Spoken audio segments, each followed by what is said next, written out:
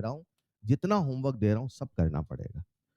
आदत डालो, 2 से 3 घंटे अभी समय लगता है बच्चों को सवाल पढ़ने में, लेकिन धीरे धीरे ये कम हो जाएगा। कभी नहीं करोगे तो ये समय हमेशा ही इतना गैप बना रहेगा। आप चाहो, जब आप अक्टूबर नवंबर के महीने में खड़े हो तो आपके अंदर अब कमी ना हो, है ना? उसके लिए अभी से आदतें कोशिश जारी रखनी पड़ेंगी। जब दिसंबर में आएगा और फिर चाहोगे, तब इतना सिलेबस का वो होगा कि फिर मुड़ना, फिर सीखना मुश्किल होगा। अभी सवाल लगाइए, बैठिए तो जैसे बच्चे कहते हैं सर सवाल जल्दी, अरे अभी जल्दी नहीं होता मेरे भाई। सवाल जल्दी किए नहीं जाते, इतने सवाल हो जाते हैं कि वो जल्दी होने लगते हैं। इसको समझिए। आप जल्दी करोगे तो कभी जल्दी नहीं होगा। सवालों की इतनी प्रैक्टिस आपकी हो जाएगी कि ऑटोमेटिक वो जल्दी होने लगते हैं। ठीक है?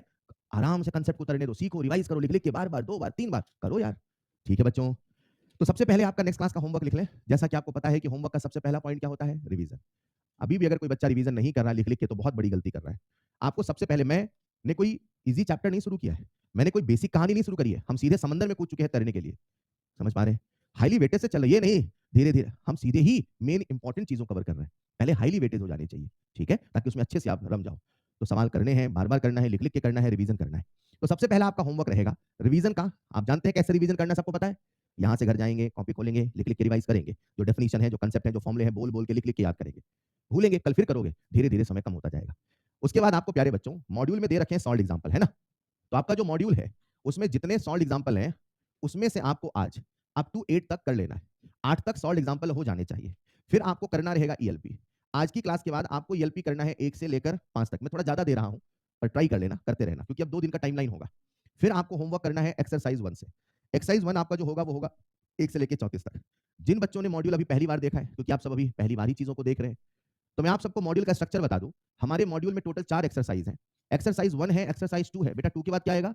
Very talented. उसके बाद टोटल 4 एक्सरसाइज है, चलेगा। एक्सरसाइज 1 जो है वो इजी लेवल है, इजी टू मॉडरेट कहूंगा मैं, इतना भी आसान नहीं है। और एक्सरसाइज 2 जो है वो हमारा टफ लेवल है। और एक्सरसाइज 3 जो हमारा है वो है असर्शन एंड रीजन और मैच द कॉलम, है ना? Match the column. और जो एक्सरसाइज 4 है वो हमारा पीवाईक्यू है। तो जब मैं एक्सरसाइज 1 से सवाल दे रहा हूं, मतलब वो इजी टू मॉडरेट कवरेज करने का सवाल है। और जब मैं एक्सरसाइज 2 से दे रहा हूं, मतलब मैं चाहता हूं कि बच्चा अच्छे कठिन सवाल लगाए। उसके बाद एक्सरसाइज 3 है, एक्सरसाइज 4 है। उसके बाद हम लोग जो आपको एनसीईआरटी एग्जाम्पलर का होमवर्क वो अलग है। उसके बाद कुछ टफ सवाल इस साल में एक्स्ट्रा दूंगा, अल्ट्रा सप्लीमेंट के नाम से, हो सकता है कुछ मिले, तो फिर वो सवाल भी आपको करने हैं। सवाल लगाते रहें, सवाल रोज लगाए, रोज सवाल 20-10 इतने लगाने की आदत डालें। आप अभी जिस मोड पे है, तो अभी कम से कम आपको फिजिकल केमिस्ट्री के रोज 20 से 25 सवाल तो लगाने ही चाहिए। आज होमवर्क नहीं मिला तो कल वाले एक बार फिर से लगाओ। न्यूमेरिकल की आदत डालो पहले, ये जरूरी है, बहुत क्लियर शब्दों में कह रहा हूं, न्यूमेरिकल की आदत डालो। क्या बोला सर ने? एक मंत्र मान लो न्यूमेरिकल की, सवाल पढ़ो, फॉर्मूला लगाओ, सोचो, दिमाग पे जोर दो, इसकी आदत डालो पहले, ताकि आपका दिमाग हैबिचुअल हो जाए। अभी इसी में जोर आता है, सवाल पढ़ के क्या पूछा, बहुत आलस आता है इसमें। ठीक है, इसकी आदत डालो। एक्सरसाइज 1 में आपका होमवर्क रहेगा 1 से 34। उसके बाद हम लोग बढ़ चले हैं एक्सरसाइज 2 की तरफ। एक्सरसाइज 2 में आपका जो होमवर्क रहेगा वो रहेगा 1 से 16। एक्सरसाइज 2 में आपका जो होमवर्क रहेगा वो रहेगा 1 से 16। जैसा कि आप जानते हैं, मैं बता दूं, हमेशा जब भी होमवर्क होमवर्क लिखना है बेटा, लिख रहे हो ना, हमेशा 2-3 सवाल आपको अदर टॉपिक के भी मिल सकते हैं। जैसे मान लो अभी मैंने आपको सेकंड ऑर्डर नहीं पढ़ाया, तो बीच में हो सकता है हो, अब इतना ध्यान से मैं देखता नहीं हूं, कई बार देख लिया, यहाँ तक है, तो 1-2 सवाल मिले तो उसको भी छोड़ देना है, जब पढ़ोगे तब पढ़ लोगे। ठीक है? तो उसे घबराना नहीं, अरे यार ये 2 तो नहीं है, करिए, पहले पढ़िए। उसके बाद आपको करना रहेगा एक्सरसाइज 3। एक्सरसाइज 3 से आपका होमवर्क रहेगा 1, 2, 8, 11। 1, 2, 8, 11 पढ़िए। अगर कोई बच्चा ये सारे सवाल करना चाहता है, एक बार में करना चाहता है, तो टोटल उसे 3.5 से 4 घंटे लगेंगे। तो मैं 2 दिन का टाइमलाइन ले रहा हूँ, कुछ आज, कुछ कल, कुछ परसों, 2 दिन मतलब कल परसों। तो आप रोज 2-2 घंटे, डेढ़-डेढ़ घंटे बैठिए, सवाल पढ़िए और ये पूरा अटेम्प्ट करिए। जब मैं 2 दिन बाद होमवर्क दूंगा, फिर से ये सवाल होंगे। हेलो, ये नहीं आज जो कर लिया, नहीं, फिर से होंगे, फिर से करिए, तब आप निखरेंगे और फिर वो आ जाएगा लेवल, एक बार पढ़ोगे चलता रहेगा। ठीक है? इतना आपको मेहनत करना है। तो एटीट्यूड अपनाइए, सर मेहनत ही तो करवाओगे, कितनी करवाओगे? मेहनत ही तो कितनी करवाओगे, उससे नहीं घबराएंगे। कंफर्ट जोन नहीं छोड़ेंगे तो याद रखना बेहतर परिणाम नहीं आएंगे। आराम छोड़ना पड़ेगा, कंफर्ट छोड़ना पड़ेगा, उसको आदत बना लो। एंजॉय दिस हार्ड वर्क, है ना? मजा आता है। अरे आज 12 घंटे पढ़े, वाह। दोस्त से नहीं बताना, कंपटीशन होगा, है ना? अपना सेल्फ सेटिस्फेक्शन, आज 12.5 घंटे पढ़े, वाह। अंदर अंदर अच्छा लग रहा है, अरे वाह, घर से निकले थे कोटा पढ़ने, कर रहे हो, है ना? शुरू करो आज की क्लास। सबसे पहले एलपी नंबर 2 का डिस्कशन कर लें, शायद कल एलपी नंबर 1 हुआ था, तो पहले एलपी नंबर 2 कर लें। कितना समय हो चुका है? पहले क्लास का कोई डाउट पूछ लें, पहले क्लास का डाउट प्रायोरिटी पे। अच्छा, ये सारा होमवर्क एक-एक चीज़ में डिस्कस करूँगा। क्लास में टाइम नहीं मिलेगा, हमारे लेक्चर, सिलेबस की प्रायोरिटी इस बार बहुत कहते हैं कि टॉप मोस्ट प्रायोरिटी है। तो हो सकता है मैं आपको संडे को बुला के सारा होमवर्क डिस्कस करूँ, यहीं करें। है ना? उसके लिए नहीं, मैं भी आऊँगा, आपको भी आना है, चलेगा। तो वो अभी होमवर्क दे रहा हूँ, करते रहो। इन केस अगर जरूरत पड़ी तो संडे को भी सारा डिस्कशन हम कर सकते हैं, जब एक सारा होमवर्क पाइल अप हो जाएगा। पहले लास्ट क्लास का डाउट, क्या चल रहा था लास्ट क्लास में? मैकेनिज्म चल रहा था, ठीक? क्या आपने वो सवाल जाके घर में किए थे? निष्कर्ष क्या है? सबसे पहले आरडीएस पहचाने। सबसे पहले क्या पहचानेंगे? आवाज आ रही है ना? सबसे पहले आरडीएस पहचानेंगे। आरडीएस पहचानने के बाद उसे रेट लॉ लिखेंगे और ये चेक करेंगे कहीं कोई उसमें इंटरमीडिएट तो नहीं है। और अगर उसमें कोई इंटरमीडिएट नहीं है तो जो है वही फाइनल रेट लॉ होगा। लेकिन अगर कोई इंटरमीडिएट है तो उसको हटाना, फास्ट स्टेप का सहारा लेना। यूं तो हमें कभी कांस्टेंट की परवाह नहीं करनी, लेकिन जब सवाल मजबूर कर दे तो फिर परवाह भी करनी पड़ेगी। हर लेवल के सवाल हमने लास्ट क्लास में देखे थे, उनको जाके एक बार रिवाइज करना था। यहां तक आपने चैप्टर का एक सेक्शन, या कह दो कई बार जब सवाल आते हैं तो यहीं से आ जाते हैं, बस आगे जो है मुझसे नहीं आते। टुकड़ों में चैप्टर डिवाइड, एक सेक्शन हुआ, दूसरा, तीसरा एंड सो ऑन। आज मैं आपसे एक नया कंसेप्ट डिस्कस कर रहा हूं, पहले क्लास करते हैं, ठीक है, फिर लास्ट में टाइम मिलेगा डिस्कस कर लेंगे। ठीक, शुरू कर रहा हूं, शुरू करूं। तो आइए कुछ नया सीखते हैं, नया आप सीखते हैं, और ये कोशिश करेंगे जो सीखेंगे यहीं याद करेंगे, घर जाके पढ़ना ऐसा केवल क्या सोचना है, यहीं याद कर लेना है। बोलो अपने आप से, यहीं याद कर घर जाएंगे, ठीक है। शब्दों को सुनो, रिपीट करो बार बार बारंबार, दैट एटीट्यूड इज रिक्वायर्ड। आज मैं आपसे एक नया कंसेप्ट डिस्कस करने वाला हूं जिसका नाम है मॉलिक्यूलरिटी। सबसे पहला सवाल, बेटा बेटा कहां चले गए, सबसे पहला सवाल मॉलिक्यूलरिटी है। कई बार बच्चे पढ़ते पढ़ते कुछ तो दुनिया घूम के आ जाते हैं, कुछ घर भर घूम के, सब घूम के आ जाते हैं बैठे बैठे क्लास में, यहीं रहना है, कहीं जाना। तो प्यारे बच्चों, मैं आपसे एक सवाल पूछता हूं, धरती कैसी है, आपने देखा है? अच्छा, कब देख लिया आपने गोल धरती? ऐसे जाके फोटो में देखा है, और किसी ने फोटो गलत छापी हो तो? आजकल तो यही का जमाना चल रहा है। मान लो धरती पहले से गोल, ऐसे बॉल बने, मान लो। आपने क्या कभी धरती गोल देखी है? नहीं देखी है, कैसी बातें कर रहे हो। कैमरा देखा है, इसे देखना बोलते हैं, जो सच में आंखों में देखा हो। आप ऊपर जाए तो हाँ यार गोल है धरती, ऐसा देखो कभी? नहीं देखा ना। लेकिन तब भी आप धरती कैसा मानते हैं? क्यों मानते हैं जब खुद नहीं देखा तो? क्योंकि आपको बचपन से, जिस दिन से इस दुनिया में आए हो, हर कोई यही कह रहा है धरती। जब हम पहली दिन से दुनिया देखना शुरू करते हैं, और जो हमें दिखाया जाता है एक समय तक वही सच लगने लगता है। अगर मान लो उस जमाने की सोचो जब गैलीलियो हुआ करते थे, जिन्होंने पहली बार खोज करी थी, कहते हैं उनको फांसी पे लटका दिया था। उस जमाने की सोचो जब सब धरती को चपटा मानते, सोचो उस जमाने की धरती कैसी मानते थे, और धरती को उसमें भगवान मानते थे, है ना। उस जमाने में धरती को चपटा मानते थे, और एक बंदा आया, उसने कहा गोल है। ऐसा ही लग रहा, ये वही वाली बात है कि आपको कहा जा रहा गोल है, और अचानक कोई कहे धरती गोल नहीं, धरती तो इलेप्टिकल है, या धरती एक नया नाम दे दें कुछ, तो आपको एक अजीब सा लगेगा, यार ये कैसे हो सकता है, हमने जो दुनिया देखी वो सब गलत हो गई। अरे हाँ या ना। लेकिन वो इतना इतना कह दो कि इतना स्ट्रांगली आपके जहन, आपके दिमाग, आपके दिलों में सेट है कि भाई साहब उसके अलावा आप कुछ मान ही नहीं सकते हो। धरती गोल से कोई कह दे धरती ट्रायंगुलर है, क्या कर रहा है, तुमने भी नहीं देखी, और जो कह रहा है उसने भी नहीं देखी, लेकिन आप तुरंत कह दोगे कि उसकी बात गलत है, क्योंकि आपने बचपन से इतनी बार सुना, इतनी बार देखा, वीडियो में दिखाया, फोटो में दिखाया, टीचरों ने बताया, हर जगह यही कहा धरती गोल है। कुछ ऐसा ही एक गलत फहमी आपके जहन में बचपन से पाली गई। वो गलत फहमी है, जब नाइट्रोजन हाइड्रोजन की रिएक्शन होती है तो क्या बनेगा, क्या बनेगा। अब कैसे होता होगा, नाइट्रोजन आया होगा, हाइड्रोजन आया, टकराया, अरे बोलो ना, और क्या बना होगा, कभी देखा टकराते हुए?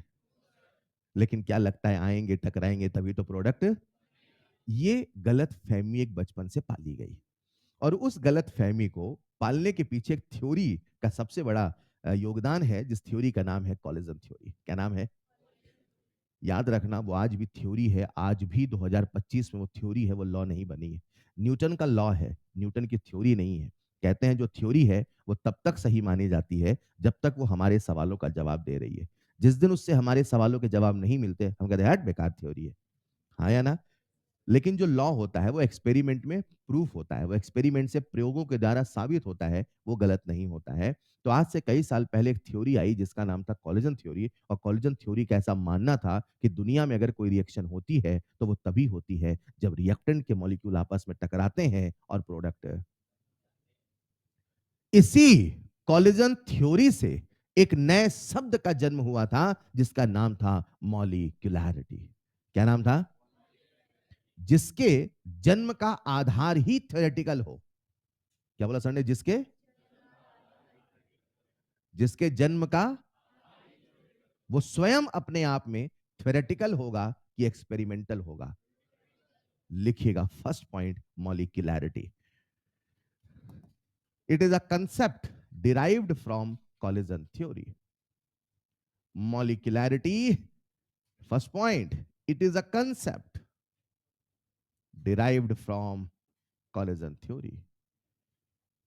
एक ऐसा कंसेप्ट है जो कॉलिजन थ्योरी से आया है, डिराइव्ड फ्रॉम कॉलिजन थ्योरी, और जो स्वयं थ्योरी से आया है वो प्रैक्टिकल तो हो ही नहीं सकता। इसीलिए कहा जाता है it is a theoretical concept.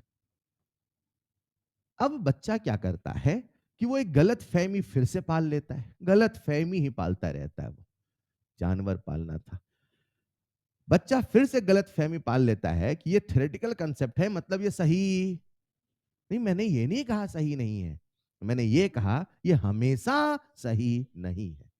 जो थ्योरेटिकल चीज होती हैं वो सही तब तक हैं जब तक आपके सवालों का जवाब दे रही हैं। हेलो। लेकिन कल को मंगल ग्रह में कुछ ऐसी खोज हो जाए कि जिसका जवाब इस थ्योरी से हमें ना मिल पाए, हम कह देंगे ये गलत है। Is this clear? मॉलिक्यूलैरिटी जो कि कोलिजन थ्योरी से आया है। कोलिजन थ्योरी क्या है सर? चैप्टर के लास्ट में बताऊंगा, डिटेल में पढ़ेंगे, आपके सिलेबस में है। लेकिन कोलिजन थ्योरी ये कह रही है कि भैया कोई चीज है जिसका नाम है मॉलिक्यूलैरिटी, तो बच्चा ये ना सोचे कि कोलिजन थ्योरी गलत है। कोलिजन थ्योरी हमेशा सही है, ये गलत है। कोलिजन थ्योरी गलत, हमेशा सही है, ये गलत। नहीं ये गलत नहीं, ये गलत है। अरे आया ना, वो कभी फेल हो, कहीं उसका लिमिटेशन आ, मगर वो क्या है अभी हमें उसके बारे में पता। Is this clear? मन में सवाल आएगा, सर ये मॉलिक्यूलरिटी क्या क्या है? मॉलिक्यूलरिटी क्या क्या है? लिखो एक लाइन फिर समझाता हूं। किसी भी एलिमेंट्री रिएक्शन में, सर इंग्लिश में लिखवा दो, कोई जरूरत नहीं। किसी भी एलिमेंट्री रिएक्शन में, किसी भी एलिमेंट्री रिएक्शन में टोटल कितने स्पीसीज, टोटल कितने स्पीसीज, अभी स्पीसीज बोल रहा हूं क्योंकि लिखवा रहा हूं, अभी इसको मैं सरल भाषा में कुछ और कहूंगा। टोटल कितने स्पीसीज, स्पीसीज का मतलब है एटम्स भी हो सकता है, आयंस भी हो सकता है, मॉलिक्यूल भी हो सकता है। किसी भी एलिमेंट्री रिएक्शन में टोटल कितने स्पीसीज, टोटल कितने स्पीसीज टकराए, टोटल कितने स्पीसीज टकराए, यही मॉलिक्यूलैरिटी कहलाए। ये किसी कविता के लाइन के जैसा है, सिंपल सा परिभाषा है। किसी भी एलिमेंट्री रिएक्शन में टोटल कितने मॉलिक्यूल, अब मैं सरल भाषा में मॉलिक्यूल बोलूंगा, किसी भी एलिमेंट्री टोटल कितने मॉलिक्यूल, यही उसकी मॉलिक्यूलरिटी। बोलो मॉलिक्यूलरिटी क्या है, बोलो। किसी भी एलिमेंट्री रिएक्शन में टोटल कितने मॉलिक्यूल टकराए, यही उसकी मॉलिक्यूलरिटी। एक होता है जानना, एक होता है बारीकी से जानना। मैंने ये नहीं बोला कितने मॉलिक्यूल टकराए, मैंने कहा किसी भी एलिमेंट्री रिएक्शन में कुल कितने मॉलिक्यूल टकराए, यही उसकी मॉलिक्यूलरिटी। बोलो क्या है मॉलिक्यूलरिटी? किसी भी, फिर से एक बार बोलो क्या है मॉलिक्यूलरिटी?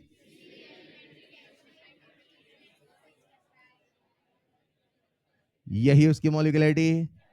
आप अकेले बोलो क्या है मॉलिक्यूलरिटी?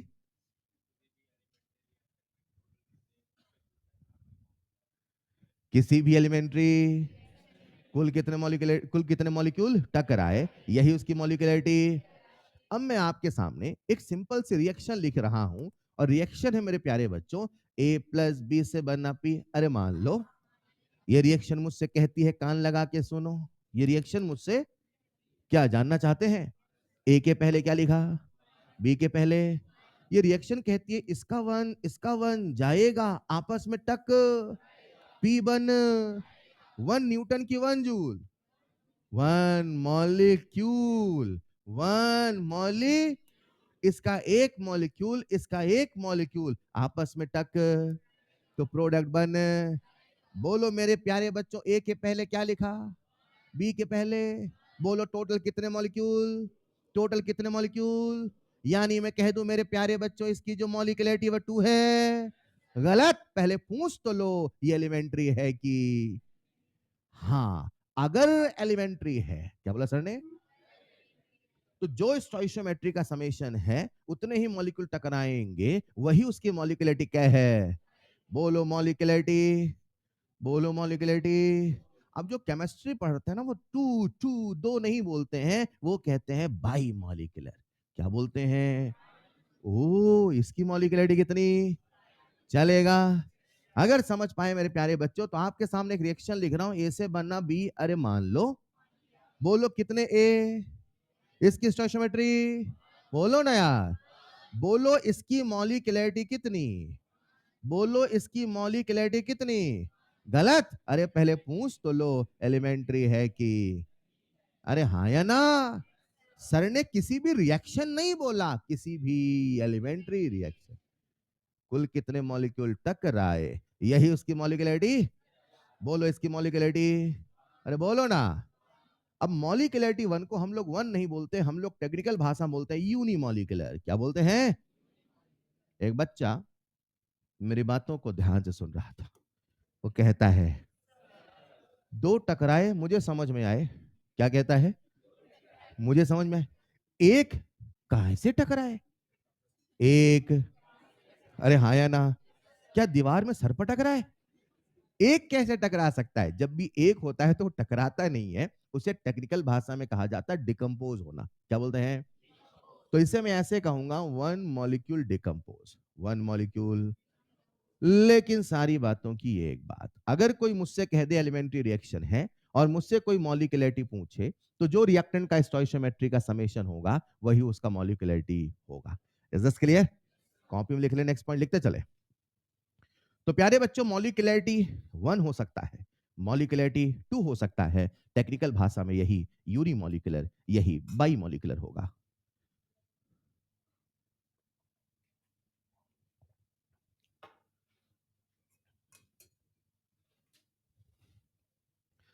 तो किसी भी एलिमेंट्री रिएक्शन में कुल कितने मॉलिक्यूल टकराए, यही तो उसकी मॉलिक्यूलरिटी कहलाए।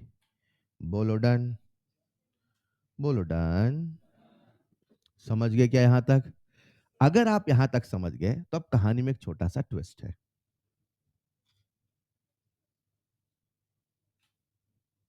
क्या कह रहे हैं? आनंद लीजिए, बोलना नहीं है। क्लास का नियम है बोलना।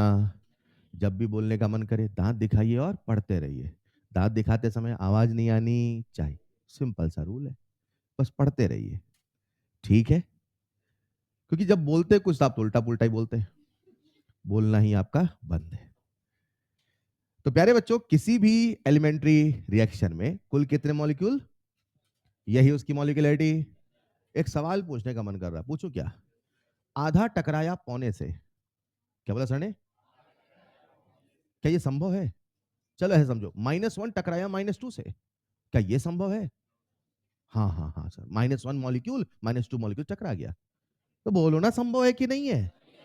क्या आधा, क्या -1 टकराया -2 से संभव है? हो सकता है सर। नहीं नहीं, पक्का नहीं हो सकता। अच्छा, -1 टकराया 0 से। बोलो ना यार।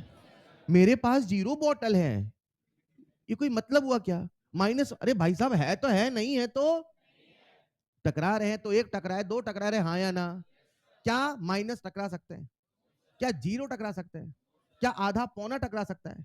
अरे टकराया तो पूरा टकराया, नहीं तो आधा पौना टकराने वाला। क्या मॉलिक्यूलरिटी निगेटिव हो सकता है? क्या मॉलिक्यूलरिटी 0 हो सकता है?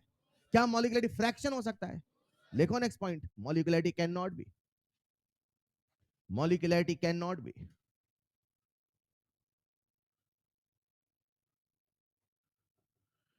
Molecularity can not be. क्या नहीं हो सकता? 0, फ्रैक्शन, निगेटिव। मॉलिक्यूलरिटी 0 नहीं हो सकता, मॉलिक्यूलरिटी फ्रैक्शन नहीं हो सकता, मॉलिक्यूलरिटी निगेटिव नहीं हो सकता, तो बच्चे ने कहा फिर क्या हो सकता? बोलो बोलो, लिख लो। Molecularity will be positive integral values only. Will be positive integral values only. Molecularity केवल पॉजिटिव इंटीग्रल वैल्यूज ही होगा, 0 नेगेटिव फ्रैक्शन जैसा कुछ नहीं होगा। तो एक बच्चा मुझसे कहता है कि सर क्या मॉलिक्यूलरिटी 1 हो सकता है? बोलो। क्या मॉलिक्यूलरिटी 2 हो सकता है? बोलो। यानी आप कहना चाहते हैं मॉलिक्यूलरिटी 1 हो सकता है? Yes sir. आप कहना चाहते हैं मॉलिक्यूलरिटी 2 हो सकता है? Yes sir. आप कहना चाहते हैं मॉलिक्यूलरिटी 3 हो सकता है? एनसीईआरटी कहता है नो सर। क्या कहता है? एनसीईआरटी कहता है जब आप आगे चल के कोलिजन थ्योरी पढ़ेंगे तो आपको ऐसा वहां समझाया जाएगा, जो इस चैप्टर के आखिरी में आएगा, वहां ऐसा समझाया जाएगा, वन तो हो सकता है, टू तो हो सकता है, थ्री होना बहुत रेयर है। थ्री होना बहुत रेयर है कि असंभव है? असंभव अलग है। असंभव और रेयर 2025 के पेपर में 720 नंबर लाना असंभव है, आ ही नहीं सकते। कैसे? रेयर। हाँ या ना? इम्पॉसिबल उसे कहा जाता है जो कभी हो ही, अरे बोलो हाँ या ना? इम्पॉसिबल नहीं है, रेयर है। इसका कारण मैं आपको दूंगा जब चैप्टर के आखिरी हिस्से में पहुंचूंगा। अभी इसे सत्य मान लेना चलेगा। यानी कि कुछ नहीं हो सकता और जो हो सकता है उसमें भी कुछ भी नहीं हो सकता। कुछ, अरे बोलो ना यार। अब जो हो सकता, जो हो क्या हो सकता है, उसमें भी सब नहीं हो सकता है। या तो होगा वन या तो होगा टू, तीन बहुत मुश्किल से होगा, ज्यादा तो फिर न जाने कैसा होगा। बोलो आया ना? अगर तीन ही वेरी रेयर है तो चार very very very very very rare. छोटे बच्चे कहते ना कितना बड़ा, बहुत बहुत बहुत बड़ा, वही वाली बात है। कितना रेयर है? Very very. असंभव नहीं बोला, क्या बोला उसने? Very very. बोलो हाँ या ना? यानी प्यारे बच्चों लिखिएगा next point, molecularity will be, next point लिखते चलना, 1,2,3 very rare as per NCERT, as per NCERT, molecularity greater or equal to 3 is very rare। NCERT कहता है ऐसा आपको कभी देखने को नहीं मिलेगा, और आप जान के हैरान हो जाएंगे हमारे पूरे सिलेबस में, हमारे पूरे चैप्टर में कभी मिलेगा ही नहीं। यानी कि मॉलिक्यूलरिटी क्या हो सकता है? वन हो सकता है। और अगर कभी कोई कहे अरे इसकी मॉलिक्यूलरिटी 5 है, हट ऐसे कैसे? हाँ या ना? मॉलिक्यूलरिटी या तो वन है या तो, एक सवाल बनाने वाला आया बोले अरे इसकी मॉलिक्यूलरिटी 5 है, तो आप क्या कहोगे? हट ऐसे कैसे पॉसिबल है? यस और नो? अरे हाँ या ना? भट बोल लेना, हट भट, अरे हाँ या ना? कहने का मतलब क्या है कि भाई मॉलिक्यूलरिटी वन होगी या तो टू होगी, ज्यादा मॉलिक्यूलरिटी होने वाली। अब जो कहने वाला हूं समझ में आया तो हाँ कहना, कह दूं क्या? कह दूं क्या? अगर, क्या बोला सर ने? कोई रिएक्शन एलिमेंट्री है, देखो इसको, अगर कोई रिएक्शन, तो जो उसका मॉलिक्यूलरिटी होगा, जो उसका या तो वन होगा या तो, डन है। पहला सवाल, क्या ये रिएक्शन एलिमेंट्री है? बोलो भाई। कितने बच्चे इसका रेट लिख लेंगे? आर बराबर के इंटू ए की पावर वन इंटू बी की पावर वन, डन। इसका ऑर्डर बोलो, molecularity, order, molecularity, order, molecularity. बोलो ना यार। अगर कोई एलिमेंट्री है तो जो ऑर्डर होगा वही मॉलिक्यूलरिटी भी होगा। बोलो डन। लिखना next point, for elementary reaction, for elementary reaction, for elementary reaction, order is equal to molecularity. For elementary reaction, order is equal to molecularity. For elementary reaction, order is equal to, एक सवाल पूछने का मैंने, पूछूं? अगर elementary होगा, क्या बोला सर ने? तो ऑर्डर मॉलिक्यूलरिटी के, बोलो ना, क्या मॉलिक्यूलरिटी जीरो होगा? तो क्या ऑर्डर जीरो होगा? यानी अगर किसी का ऑर्डर जीरो है तो एलिमेंट्री, फिर वो क्या है? अरे बोलो। अगर किसी का ऑर्डर फ्रैक्शन है, अगर किसी का ऑर्डर, तो बोलो एलिमेंट्री है कि कॉम्प्लेक्स? क्यों एलिमेंट्री क्यों नहीं है? अगर ऑर्डर फ्रैक्शन होगा, देखो लिखना नहीं, लिखना नहीं, अगर ऑर्डर फ्रैक्शन, अगर ऑर्डर फ्रैक्शन तो मॉलिक्यूलरिटी के बराबर, अगर होगा तो ऐसा होना चाहिए।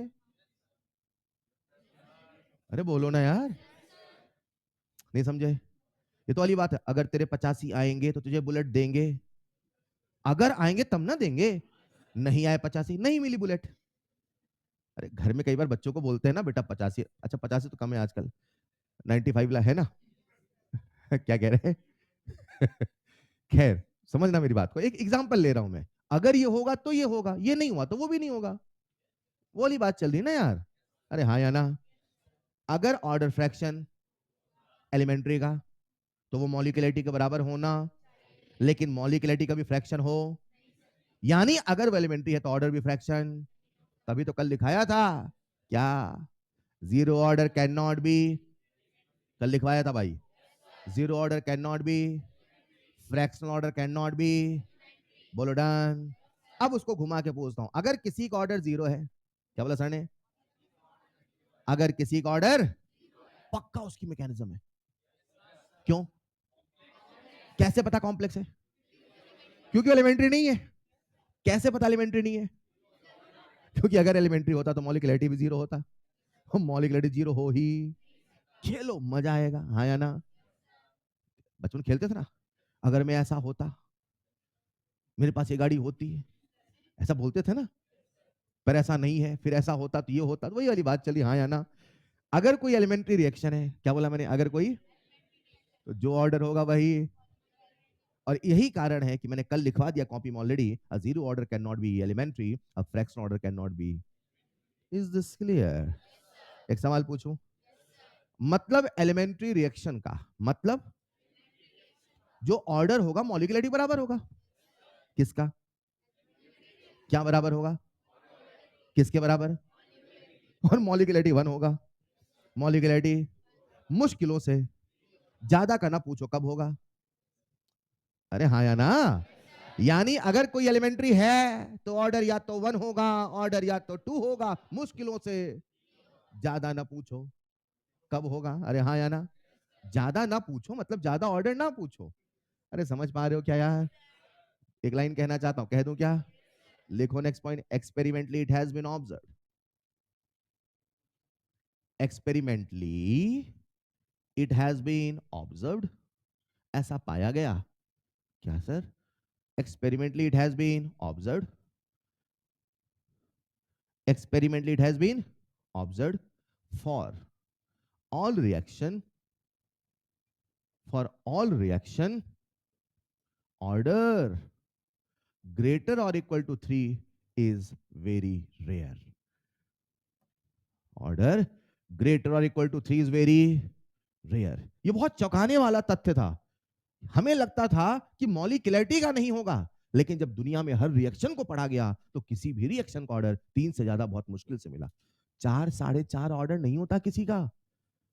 हेलो, ये बढ़िया चीज है, अच्छा, मतलब कि कॉलिजन थ्योरी की सच्चाई मानी जा सकती है, अरे हाँ या ना। तभी तो कॉलिजन थ्योरी आज तक पढ़ा रहे हैं, गलत होता तो पहले हटा देते सिलेबस से, हाँ या ना। व्हाट आई वांट टू से कि हाँ ये सच है, अगर कोई एलिमेंट्री है, अगर कोई, तो कुल कितने मॉलिक्यूल टकराए यही उसकी मॉलिक्यूलरिटी, कुल कितने मॉलिक्यूल यही उसकी मॉलिक्यूलरिटी। आओ चलो बात करते हैं कॉम्प्लेक्स की, किसकी बात करें, सबका ध्यान बोर्ड पे, मेरे पास एक कॉम्प्लेक्स है ए से बनना डी, मेरे पास एक कॉम्प्लेक्स है, अरे मान लो ये एलिमेंट्री है कि कॉम्प्लेक्स है, ये कॉम्प्लेक्स है तो सिंगल स्टेप मल्टी स्टेप, क्या इसके होने का तरीका होगा, क्या इसकी मैकेनिज्म होगी, क्या मैकेनिज्म मैं लिख दूं चलेगा, मैंने लिखा ए से बना बी, बी से बना सी, सी से बना डी, बोलो डन। कितने बच्चे रेट लॉ लिख सकते हैं, पहले मुझे बताना पड़ेगा कौन सा स्टेप स्लो है, उसे आरडीएस मानोगे, रेट लॉ लिखोगे, हटाओगे एंड सो ऑन रन। मेरा प्रश्न आप सबसे है, सुनो, किसी भी एलिमेंट्री रिएक्शन में कुल कितने मॉलिक्यूल और वही उसकी मॉलिक्यूलरिटी, मुझे बताओ ये जो रिएक्शन मैंने लिखा था ये एलिमेंट्री है कि कॉम्प्लेक्स, चलो ये आसान वाली ले लो, ये एलिमेंट्री है कॉम्प्लेक्स, मतलब इसकी कोई मैकेनिज्म, मतलब ए से सीधे क्या बना, ए से सीधे मतलब बी को किसने बनाया, बी को किसने बनाया, क्योंकि उसका और कोई होने का तरीका, तभी तो वो एली, बोलो भाई। आज आ जाते हैं कॉम्प्लेक्स से, बताओ डी को किसने बनाया, और अगर डी को ए ने बनाया तो सी ने किसको बनाया, फिर से सवाल पूछता हूं, डी को किसने बनाया, ए ने, तो फिर सी ने किसको बनाया,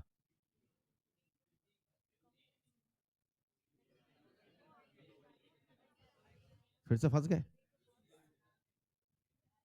ए ने किसको बनाया, और अगर ए ने डी को बनाया तो सी ने किसको बनाया, और अगर सी ने डी को बनाया तो फिर ए ने किसको बनाया, और अगर ए ने बी को बनाया तो फिर बी ने डी को बनाया क्या, तो बी ने किसको बनाया, तो फिर ऐसा क्यों कहते हो ए से बना डी,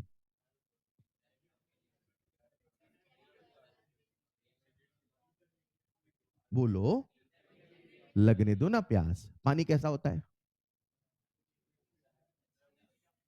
पानी टेस्टलेस, कलरलेस, ऑर्डरलेस, ऐसा पढ़ाते हैं। गंधहीन, रंगहीन, स्वादहीन, हाँ या ना? ऐसा पढ़ा था ना बचपन में। किसी को कोटा की तपती धूप में 2 बजे प्यास लगी हो, 4 घंटे से पानी दे दो, और उससे पूछो पानी कैसा, क्या बोलेगा? बहुत, बहुत मीठा। अरे भैया तृप्त हो गए, हाँ या ना? क्यों? पानी तो कलरलेस था, टेस्टलेस था, ऑर्डरलेस था, वो मीठा क्यों कह रहा है? उसकी जुबान खराब हो गई क्या? फिर इसे बोलते हैं जरूरत। क्या बोलते हैं? जरूरत बनने तो दो उस चीज को ना यार, दिमाग में आने तो दो कंफ्यूजन जो मैं क्रिएट करना चाह रहा हूं। अरे हाँ या ना? डी को किसने बनाया? और अगर डी को ए ने बनाया, तो सी ने किसको बनाया? और अगर सी ने डी को बनाया, तो फिर क्यों ऐसा नहीं कह पाते हैं सीधे हम कि ए ने सीधे डी को बनाया? या आप ये कहना चाहते हो ए ने बी को बनाया, बी ने सी को बनाया, सी ने डी को बनाया, तो अल्टीमेटली सर ए बी को बना रहा तो डी को ए बना रहा है, ऐसा? बोलो ना। शायद एक कंक्लूजन पे पहुंचना मुश्किल होगा। बोलो ना यार। शायद एक निष्कर्ष निकालना, ये हमेशा ही डिस्कशन, हमेशा ही बहस का विषय होगा। बोलो हाँ या ना? इसीलिए लोगों ने कहा किसी भी कॉम्प्लेक्स रिएक्शन की मॉलिक्यूलरिटी बताना है बकवास। क्या है? क्या? किसकी?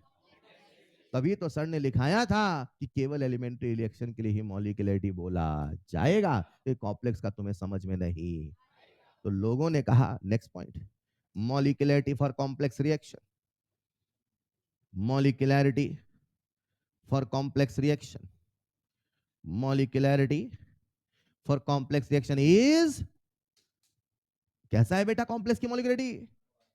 बेटा कैसा है? बकवास लिखें क्या? लिखो मीनिंगलेस, अर्थहीन है, मीनिंगलेस। समझ पाए?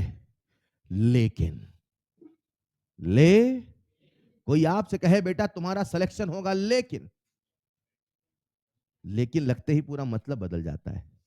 अरे हाँ या ना? मैं तुम्हें पैसे दूंगा, लेकिन, शर्त लगते ही उसके मतलब बदल जाते हैं। बोलो हाँ या ना? मैं कह रहा हूं किसी भी कॉम्प्लेक्स रिएक्शन की मॉलिक्यूलरिटी बताना, लेकिन, क्या बोला मैंने? अभी लिखवाता हूं फिर समझाता हूं, ठीक? लिखो लेकिन, हाँ लेकिन, लेकिन बेटा लिखो लेकिन, लिख लिया लेकिन। लेकिन अगर सवाल मजबूर करे, सवाल मजबूर भी करता है, यस। कैसे? अभी दिखाता हूं मैं, देखना कैसे मजबूर होंगे आप। लेकिन अगर सवाल मजबूर करे तो, लेकिन अगर सवाल मजबूर करे तो आइडियस स्टेप, तो आइडियस स्टेप की, मैं बोल रहा हूं लिखे, तो आइडियस स्टेप की जो मॉलिक्यूलरिटी है, तो आइडियस स्टेप की जो मॉलिक्यूलरिटी है, आइडियस स्टेप की जो, वही मेन रिएक्शन की मॉलिक्यूलरिटी मान लेंगे।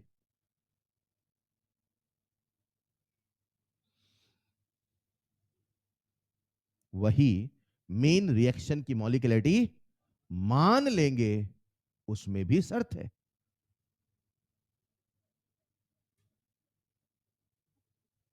मॉलिक्यूलरिटी मान लेंगे, उसमें भी, उसमें भी कंडीशन है, उसमें भी शर्त है। रिएक्टेंट साइड कोई इंटरमीडिएट ना हो, रिएक्टेंट साइड कोई इंटरमीडिएट ना हो, रिएक्टेंट साइड कोई इंटरमीडिएट ना हो, रिएक्टेंट साइड कोई इंटरमीडिएट ना हो। नहीं लिख पाए? आओ इस पूरी कहानी को कुछ एक सवालों के माध्यम से समझाने की कोशिश करता हूं। सबका ध्यान बोर्ड पे, सवाल लिखते चलना, जवाब देते चलना, चलेगा? ये जो लाइन लिखी है समझा रहा हूं, उसके पहले बेटा बेटा बेटा बेटा, मेरे पास एक रिएक्शन है, मान लो a प्लस बी, 2b से बना p। अरे मान लो, मान लो। सवाल कहता है, लिखते चलो, इफ रिएक्शन इज एलिमेंट्री, सारे कंसेप्ट है सवाल के रूप में। If elementary then molecularity will be, सवाल आपसे पूछा है molecularity, I am damn sure हर कोई बता देगा। बोलो कितनी होगी? 3 तो असंभव है, रेयर है सर, 3 तक चलेगा, है ना? तो इसकी मॉलिक्यूलरिटी कितना बताओगे? 3। ठीक है साहब।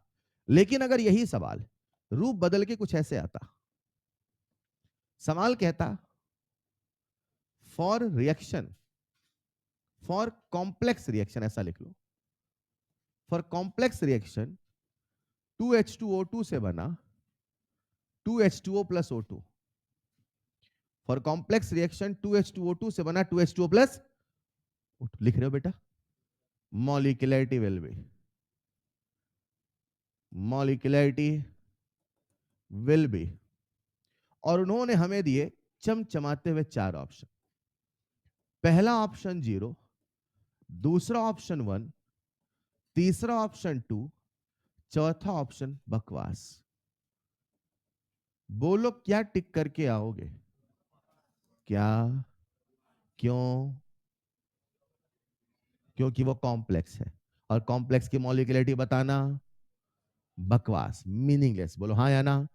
किसने किसको बनाया ये कहना मुश्किल होगा, क्योंकि ये इंटर रिलेटेड है, कई स्टेप में है। बोलो हाँ या ना? चलेगा। लेकिन यही सवाल अगर रूप बदल के ऐसे आता, बहुत बहरूपिया होता है सवाल।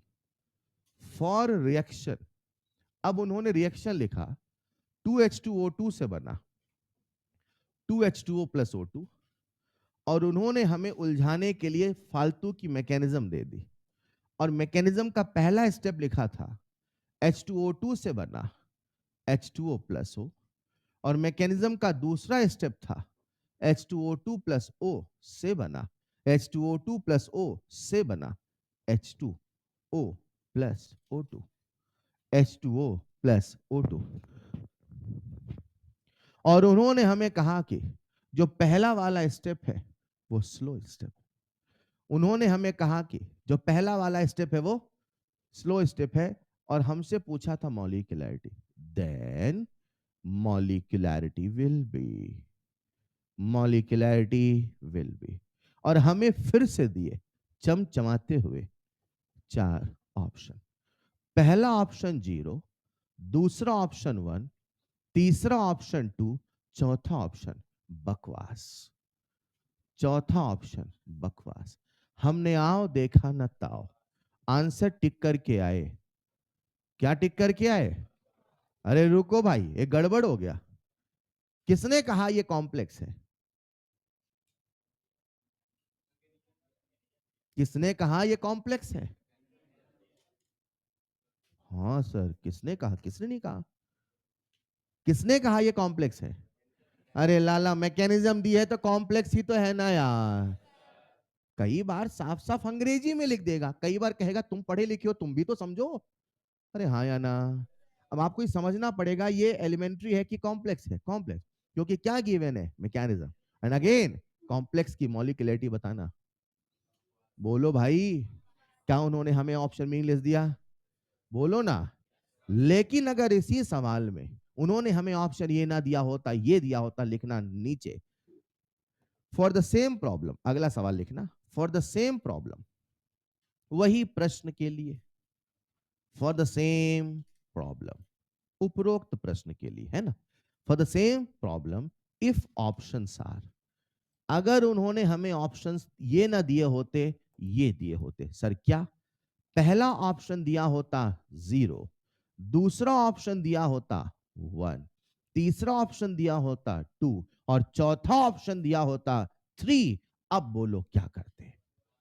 बोलो अब क्या करते? क्यों? उनको तो बकवास देना था, लेकिन उन्होंने ऑप्शन, मतलब उन्होंने मजबूर किया कि तुम्हें इसी में से एक चुन के आना है। Is this clear? जरा वो लाइन पढ़ना जो आपकी कॉपी में लिखाया था, पढ़ो। लेकिन करके लिखवाया था, मिला क्या? लेकिन अगर सवाल, आप समझे कैसे मजबूर करता है? लेकिन अगर सवाल, बोलो ना यार। तो जो आरडीएस स्टेप की मॉलिक्यूलरिटी, वही मेन रिएक्शन की मॉलिक्यूलरिटी मान लेंगे। What the word I am using is मान। इसे अज्यूम किया गया, माना गया, राइट? उसे हम मान लेंगे, मगर उसमें भी एक शर्त है। मगर उसमें भी एक, कि उसमें कोई रिएक्टेंट साइड इंटरमीडिएट नहीं होना। आओ समझते हैं। अगर ये ऑप्शन होता, मतलब हम मीनिंगलेस टिक कर सकते नहीं है, मतलब हमें इन्हीं में से कोई एक चुन के आना होता। हमने क्या आरडीएस स्टेप को देखा? क्या आरडीएस स्टेप फर्स्ट वाला है? बोलो इसकी मॉलिक्यूलरिटी कितनी है? बोलो ये इंटरमीडिएट है कि नहीं है? बोलो ना यार, इंटरमीडिएट। और अगर इंटरमीडिएट नहीं है तो जो इसकी मॉलिक्यूलरिटी होगी वही मेन रिएक्शन की मॉलिक्यूलरिटी मान ली जाएगी। यानी मैं आंसर क्या टिक करके आता, क्या टिक करके आता। लेकिन इसमें भी अगर झोल हो जाता, इसमें भी अगर झोल हो जाता, उन्होंने आरडीएस ये नहीं ये दिया होता, उन्होंने आरडीएस ये नहीं ये दिया होता, बोलो अब मॉलिक्यूलरिटी कितने बताते? 1 मिनट, क्या आप 2 बोल देते? 2 क्यों ना बोलते? क्योंकि इंटरमीडिएट है, पहले ही बकवास था, और अगर ये आ गया फिर तो महा बकवास। नहीं समझे?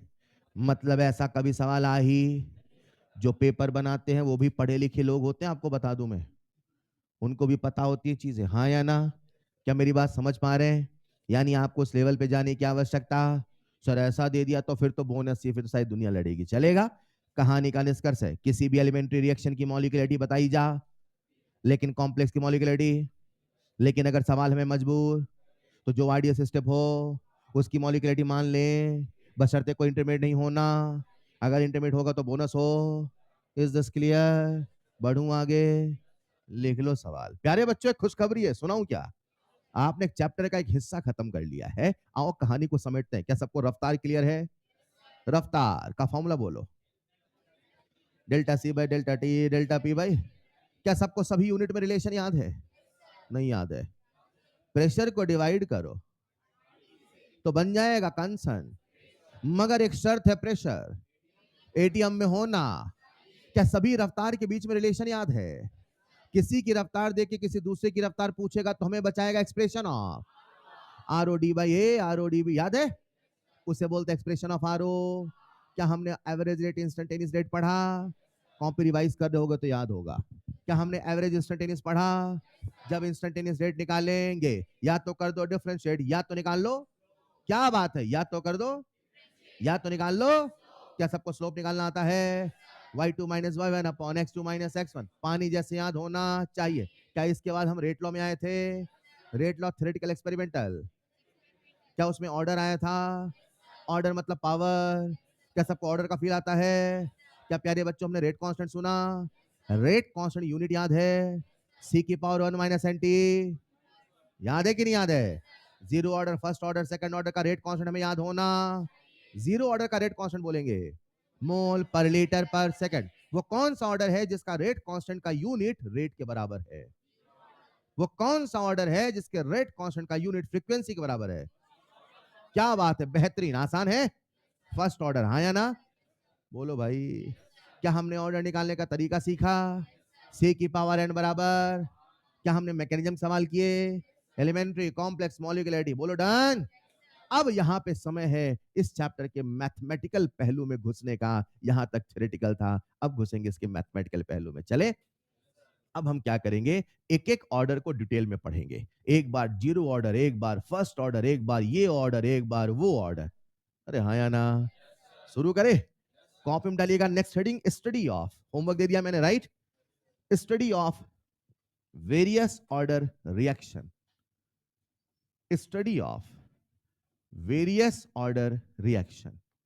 सबसे पहले आपको फ्लो समझना है। शुरू के 1 से 2 लेक्चर आपको कठिन लगेंगे, लेकिन तीसरा लेक्चर थोड़ा आसान, मतलब आज से, और चौथा सब आपको याद होगा। और किसी ने पहले में सोचा भाई साहब ये ना होगा, तो जब रंग चढ़ना था फिर मजा नहीं आएगा, राइट? क्योंकि शुरू में सीक्वेंस बताऊंगा, फिर धीरे धीरे याद होगा, तीसरे केस से पहुंचते पहुंचते सब याद हो जाता है, ठीक है? This how this topic goes on. तो आपको पेशेंस रखना है, कोशिश करना है। मैं नहीं कह रहा हूं याद हो जाए, मैं कह रहा हूं याद करने की कोशिश, आपको बस इतना करना है, ठीक है? याद कब होगा मैं बता दूंगा, चलेगा? Study of various order reaction. प्यारे बच्चों, जैसा कि मैंने इस चैप्टर के शुरुआत में कहा था, केमिस्ट्री के 3 सवाल और हर सवाल पे जन्म होता है एक चैप्टर का। केमिस्ट्री का पहला सवाल आखिर कुछ होता, केमिस्ट्री का दूसरा सवाल जब होता है तो कितनी हद, तीसरा सवाल कितनी रफ्तार। हमने रफ्तार को समझा, लेकिन अब हमें यह समझना है कितने समय में कितना होता है। मैं आपको ऐसे सवाल कराना चाहता हूं, ऐसे कंसेप्ट सिखाना चाहता हूं जो नीट 2025 में आया था। बताओ कितने समय में 99% खत्म हो जाएगा? याद तो कर दो। लेकिन अगर सवाल हमें मजबूर, लाइन पढ़ना जो आपकी कॉपी में लिखाया था पढ़ो, लेकिन करके लिखवाया था, मिला क्या? लेकिन अगर सवाल, आप समझे कैसे मजबूर करता है, लेकिन अगर सवाल, बोलो ना यार, तो जो आइडिया स्टेप की क्या, प्लस ओ से बना H2O plus O2, H2O plus O2, और उन्होंने हमें कहा कि जो पहला वाला स्टेप है वो स्लो स्टेप, उन्होंने हमें कहा कि जो पहला वाला स्टेप है वो स्लो स्टेप है, और हमसे पूछा था molecularity, then molecularity will be, molecularity will be, और हमें फिर से दिए चमचमाते हुए 4 ऑप्शन, पहला ऑप्शन 0, दूसरा ऑप्शन 1, तीसरा ऑप्शन 2, चौथा ऑप्शन बकवास, चौथा ऑप्शन बकवास। हमने आओ देखा न ताओ, आंसर टिक करके आए। क्या टिक करके आए? अरे रुको भाई, ये गड़बड़ हो गया। किसने कहा ये कॉम्प्लेक्स है? किसने कहा ये कॉम्प्लेक्स है? हाँ सर, किसने कहा? किसने नहीं कहा? किसने कहा ये कॉम्प्लेक्स है? अरे लाला, मैकेनिज्म दी है तो कॉम्प्लेक्स ही तो है ना यार। कई बार साफ साफ अंग्रेजी में लिख देगा, कई बार कहेगा तुम पढ़े लिखे हो, तुम भी तो समझो। अरे हाँ या ना? अब आपको समझना पड़ेगा ये एलिमेंट्री है कि कॉम्प्लेक्स है, कॉम्प्लेक्स, क्योंकि क्या गिवन है, मैकेनिज्म, एंड अगेन कॉम्प्लेक्स की मॉलिक्यूलरिटी बताना। बोलो भाई, क्या उन्होंने हमें ऑप्शन में लिख दिया? बोलो ना। लेकिन अगर इसी सवाल में उन्होंने हमें ऑप्शन ये ना दिया होता, ये दिया होता, लिखना नीचे, फॉर द सेम प्रॉब्लम, अगला सवाल लिखना, फॉर द सेम प्रॉब्लम, वही प्रश्न के लिए, फॉर द सेम प्रॉब्लम, उपरोक्त प्रश्न के लिए, है ना, for the same problem, if options are, अगर उन्होंने हमें ऑप्शंस ये ना दिए होते, ये दिए होते, सर क्या, पहला ऑप्शन दिया होता 0, दूसरा ऑप्शन दिया होता 1, तीसरा ऑप्शन दिया होता 2, और चौथा ऑप्शन दिया होता 3, अब बोलो क्या करते? बोलो अब क्या करते? क्यों, उनको तो बकवास देना था, लेकिन उन्होंने ऑप्शन, मतलब उन्होंने मजबूर किया कि तुम्हें इसी में से एक चुन के आना है। Is this clear? जरा वो लाइन पढ़ना जो आपकी कॉपी में लिखाया था, पढ़ो। लेकिन करके लिखवाया था, मिला क्या? लेकिन अगर सवाल, आप समझे कैसे मजबूर करता है, लेकिन अगर सवाल, बोलो ना यार, तो जो आइडिया स्टेप की मॉलिक्यूलरिटी, वही मेन रिएक्शन की मॉलिक्यूलरिटी मान लेंगे। What the word I am using is मान, इसे अज्यूम किया गया, माना गया, राइट, उसे हम मान लेंगे, मगर उसमें भी एक शर्त है, मगर उसमें भी एक, कि उसमें कोई रिएक्टेंट साइड इंटरमीडिएट नहीं होना। आओ समझते हैं, अगर ये ऑप्शन होता, मतलब हम मीनिंगलेस टिक कर सकते नहीं है, मतलब हमें इन्हीं में से कोई एक चुन के आना होता। हमने क्या आइडिया सिस्टम को देखा? क्या आइडिया सिस्टम फर्स्ट वाला है? बोलो इसकी मॉलिक्यूलरिटी कितनी है? बोलो ये इंटरमीडिएट है कि नहीं है? बोलो ना यार, इंटरमीडिएट। और अगर इंटरमीडिएट नहीं है तो जो इसकी मॉलिक्यूलरिटी होगी वही मेन रिएक्शन की मॉलिक्यूलरिटी मान ली जाएगी। यानी मैं आंसर क्या टिक करके आता? क्या टिक करके आता? लेकिन इसमें भी अगर झोल हो जाता, इसमें भी अगर झोल हो जाता, उन्होंने आइडियस ये नहीं ये दिया होता, उन्होंने आइडियस ये नहीं ये दिया होता, बोलो अब मॉलिक्यूलरिटी कितने बताते? एक मिनट, क्या आप 2 बोल देते? 2 क्यों ना बोलते? क्योंकि इंटरमीडिएट है, पहले ही बकवास था, और अगर ये आ गया फिर तो महा बकवास। नहीं समझे? मतलब ऐसा कभी सवाल आ ही, जो पेपर बनाते हैं वो भी पढ़े लिखे लोग होते हैं, आपको बता दूं मैं, उनको भी पता होती है चीजें, हाँ या ना? क्या मेरी बात समझ पा रहे हैं? यानी आपको उस लेवल पे जाने की आवश्यकता, सर ऐसा दे दिया तो फिर तो बोनस ही, फिर सारी दुनिया लड़ेगी, चलेगा? कहानी का निष्कर्ष है, किसी भी एलिमेंट्री रिएक्शन की मॉलिक्यूलरिटी बताई जा, लेकिन कॉम्प्लेक्स की मॉलिक्यूलरिटी, लेकिन अगर सवाल में मजबूर, तो जो आइडिया सिस्टम हो उसकी मॉलिक्यूलरिटी मान लें, बशर्ते कोई इंटरमीडिएट नहीं होना, अगर इंटरमीडिएट होगा तो बोनस हो। Is this clear? बढ़ूं आगे, लिख लो सवाल। प्यारे बच्चों, खुशखबरी है, सुनाऊं क्या? आपने चैप्टर का एक हिस्सा खत्म कर लिया है, आओ कहानी को समेटते हैं। क्या सबको रफ्तार क्लियर है? रफ्तार का फॉर्मूला बोलो, delta C by delta T delta P by, क्या सबको सभी यूनिट में रिलेशन याद है? नहीं याद है? प्रेशर को डिवाइड करो तो बन जाएगा कंसन, मगर एक शर्त है, प्रेशर एटीएम में होना। क्या सभी रफ्तार के बीच में रिलेशन याद है? किसी की रफ्तार देके किसी दूसरे की रफ्तार पूछेगा तो हमें बचाएगा expression of R O D by A, R O D B, याद है? उसे बोलते हैं एक्सप्रेशन ऑफ आर ओ। क्या हमने एवरेज रेट इंस्टेंटेनियस रेट पढ़ा? कॉपी रिवाइज कर दोगे तो याद होगा। क्या हमने एवरेज इंस्टेंटेनियस पढ़ा? जब इंस्टेंटेनियस रेट निकालेंगे, या तो कर दो डिफरेंशिएट, या तो निकाल लो, क्या बात है, या तो कर दो या तो निकाल लो। क्या सबको स्लोप निकालना आता है? y2 minus Y one upon x2 minus x1, पानी जैसे याद होना चाहिए। क्या इसके बाद हम रेट लॉ में आए थे? रेट लॉ थ्योरेटिकल एक्सपेरिमेंटल, क्या उसमें ऑर्डर आया था? ऑर्डर मतलब पावर। क्या सबको ऑर्डर का फील आता है? क्या प्यारे बच्चों हमने रेट कांस्टेंट सुना? रेट कांस्टेंट यूनिट याद है? सी की पावर 1 माइनस एन टी, याद है कि नहीं याद है? Zero order, first order, second order का रेट कांस्टेंट हमें याद होना। जीरो ऑर्डर का रेट कांस्टेंट बोलेंगे मोल पर लीटर पर सेकंड। वो कौन सा ऑर्डर है जिसका रेट कांस्टेंट का यूनिट रेट के बराबर है? वो कौन सा ऑर्डर है जिसके रेट कांस्टेंट का यूनिट फ्रीक्वेंसी के बराबर है? क्या बात है, बेहतरीन, आसान है। फर्स्ट ऑर्डर, हाँ या ना? बोलो भाई। क्या हमने ऑर्डर निकालने का तरीका सीखा? सी की पावर एन बराबर, क्या हमने मैकेनिज्म सवाल किए? एलिमेंट्री, कॉम्प्लेक्स, मॉलिक्यूलरिटी, बोलो डन। अब यहां पे समय है इस चैप्टर के मैथमेटिकल पहलू में घुसने का। यहां तक थ्योरेटिकल था, अब घुसेंगे इसके मैथमेटिकल पहलू में। चले, अब हम क्या करेंगे, एक एक ऑर्डर को डिटेल में पढ़ेंगे। एक बार जीरो ऑर्डर, एक बार फर्स्ट ऑर्डर, एक बार ये ऑर्डर, एक बार वो ऑर्डर। अरे हाँ या ना? शुरू करें? कॉपी में डालिएगा next heading, study of, homework दे दिया मैंने, right? Study of various order reaction, study of various order reaction. सबसे पहले आपको फ्लो समझना है। शुरू के 1 से 2 लेक्चर आपको कठिन लगेंगे, लेकिन तीसरा लेक्चर थोड़ा आसान, मतलब आज से, और चौथा सब आपको याद होगा। और किसी ने पहले में सोचा भाई साहब ये ना होगा, तो जब रंग चढ़ना था फिर मजा नहीं आएगा, राइट? क्योंकि शुरू में सीक्वेंस बताऊंगा, फिर धीरे धीरे याद होगा, तीसरे केस से पहुंचते पहुंचते सब याद हो जाता है। ठीक है, this how this topic goes on. तो आपको पेशेंस रखना है, कोशिश करना है। मैं नहीं कह रहा हूं याद हो जाए, मैं कह रहा हूं याद करने की कोशिश, आपको बस इतना करना है। ठीक है, याद कब होगा मैं बता दूंगा, चलेगा? Study of various order reaction. प्यारे बच्चों, जैसा कि मैंने इस चैप्टर के शुरुआत में कहा था, केमिस्ट्री के 3 सवाल और हर सवाल पे जन्म होता है एक चैप्टर का। केमिस्ट्री का पहला सवाल आखिर कुछ होता, केमिस्ट्री का दूसरा सवाल जब होता है तो कितनी हद, तीसरा सवाल कितनी रफ्तार। हमने रफ्तार को समझा, लेकिन अब हमें यह समझना है कितने समय में कितना होता है। मैं आपको ऐसे सवाल कराना चाहता हूं, ऐसे कंसेप्ट सिखाना चाहता हूं जो नीट 2025 में आया था। बताओ कितने समय में 99% खत्म हो जाएगा? आया था ना? कितने समय में 99% खत्म हो? इसके लिए आपको पहले ऑर्डर, 99.9% खत्म हो जाएगा, उसके लिए आपको पहले ऑर्डर ढंग से समझना। जब मैं आपको ऑर्डर पढ़ाऊंगा तो मैं आपको 2 चीजें बताऊंगा। सबसे पहले सीक्वेंस बताऊंगा। क्या बताऊंगा? ये जरूरी है, बाद में सब उंगलियों पे याद होगा आपके, ठीक? सीक्वेंस सुनना, और सीक्वेंस के बाद मैं कुछ बेसिक बातें बताऊंगा। इन बेसिक बातें और सीक्वेंस को पहले आपको समझना है, ठीक? सबसे पहले मैं सीक्वेंस बता दूं। सबसे पहले मैं आपको पढ़ाऊंगा जीरो ऑर्डर। क्या पढ़ाऊंगा? फिर मैं आपको पढ़ाऊंगा फर्स्ट ऑर्डर। क्या पढ़ाऊंगा? सबसे पहले पढ़ेंगे डिटेल में जीरो ऑर्डर, फिर पढ़ेंगे, फिर पढ़ेंगे, फिर पढ़ेंगे, गलत। फर्स्ट ऑर्डर के बाद हम लोग पढ़ेंगे सीधे nth ऑर्डर। क्या पढ़ेंगे? इस nth ऑर्डर में सब समाया, इस nth ऑर्डर में सब इसी में आ जाएगा। सेकंड थर्ड फलाना ढिमकाना, बोलो डन।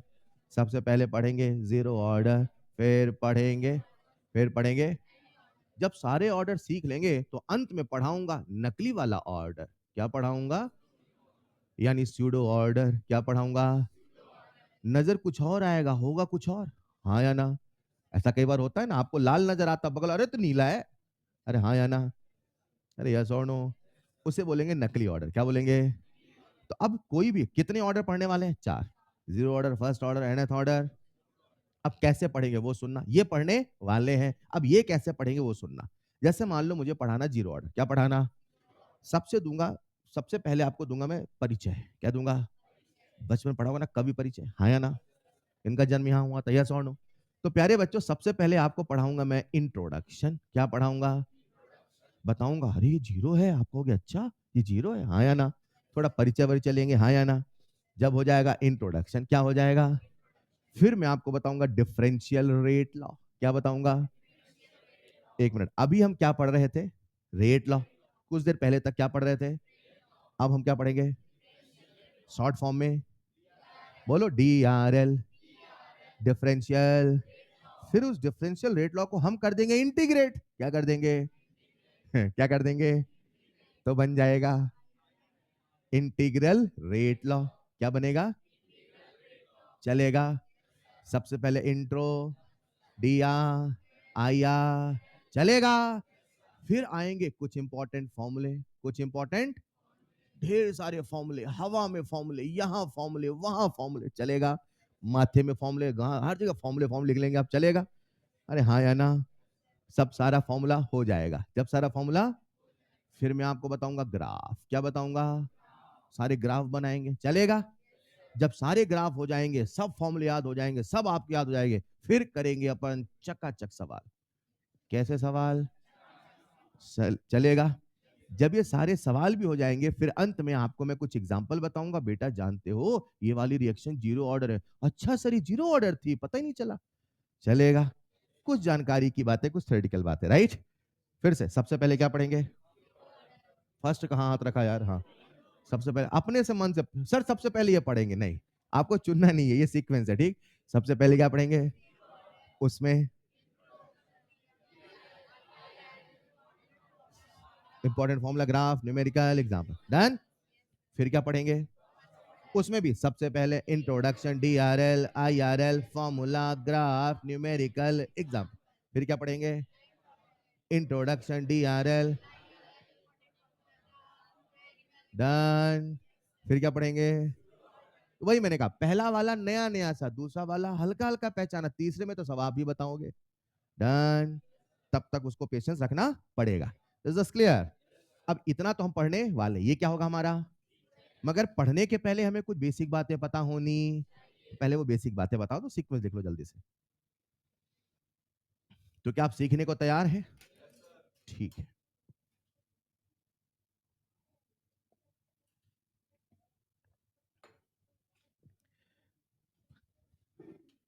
सरकारी पंखा, कभी आप कोर्ट कचहरी गए हैं? वहां ऐसे पंखे लगे रहते हैं, और दोपहरी में जाओ, है ना, ऐसे चलते रहते।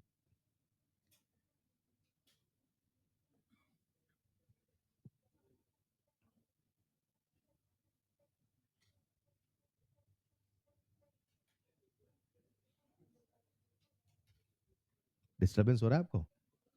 अच्छा, पढ़ते ही बहुत हो, है?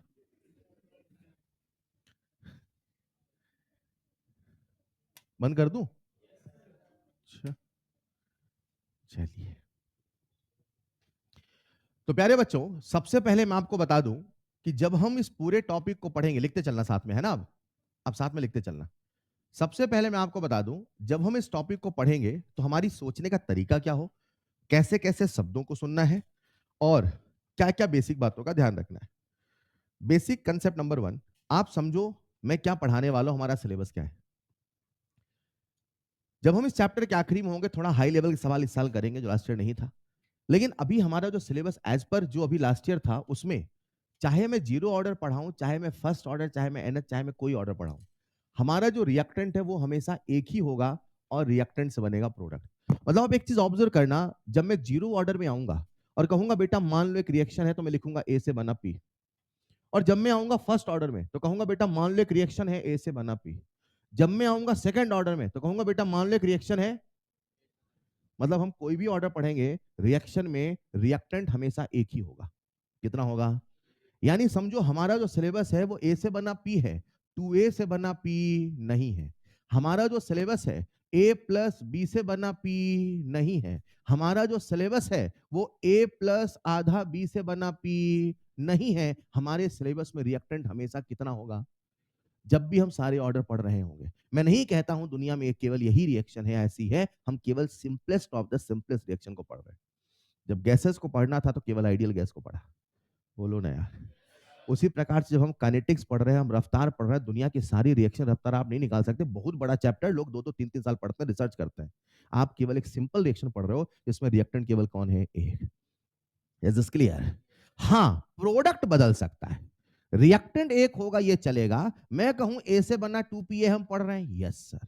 प्रोडक्ट में एक की कोई शर्त, लेकिन रिएक्टेंट एक होना, ये हमारा सिलेबस है, यही हमारे सारे फॉर्मूले हैं। मतलब मैं आपको जितने फॉर्मूले बताऊंगा, मैं आपको जितनी बातें बताऊंगा, वो तभी तक सच होंगी जब तक रिएक्टेंट केवल एक ही होना चाहिए। Is this clear? लिख लो फर्स्ट पॉइंट, अवर सिलेबस।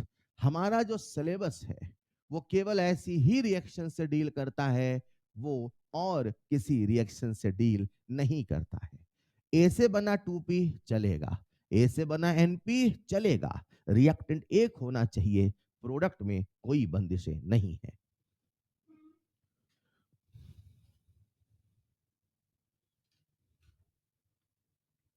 जब हम इस चैप्टर को पढ़ेंगे तो हमें कुछ बेसिक भाषा सीखनी है। आप यकीन नहीं करेंगे, इस चैप्टर को पढ़ने का पूरा अंदाज बदल जाता है अगर आप उन बेसिक बातों को याद कर लें। उन बेसिक बातों में क्या है मैं बता रहा हूं। इमेजिन करते हैं मेरे पास एक रिएक्शन है, ए से बना बी। जैसा कि आप सब जानते हैं, T बराबर 0 पे रिएक्टेंट होगा कि प्रोडक्ट? कौन होगा? तो जो रिएक्टेंट की इनिशियल कंसंट्रेशन है उसे मैं हमेशा लिखा करूंगा स्मॉल ए। क्या लिखूंगा?